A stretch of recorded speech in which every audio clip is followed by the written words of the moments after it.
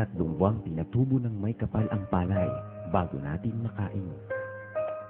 Nakalulungkot lamang na isipin na sa pag-aaral ng Bureau of Agricultural Statistics, 90 milyong Pilipino ang nakapag-aaksaya ng 1 kutsarang kanin sa isang araw lang. Dagdag pa dito ang mga hindi nauubos na kanin sa mga restaurants, katumbas ng mahigit sa 20,000 kaban ng bigas na nasasayang sa isang araw lang. Na kung peperahin sana, aabot ito ng 30 milyong piso sa isang araw lang.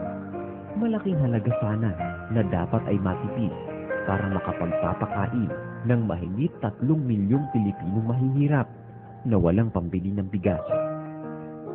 Kaya, kung magsisinok tayong lahat na bawat butil ay ating pahahalagahan, walang biyayang masasayang, magpapasimula sa isang araw lang.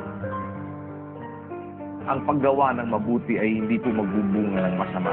Ito ang aming kampanya, kaya magpapasimula naman ang lahat na yan sa isang araw lang. Isang araw lang.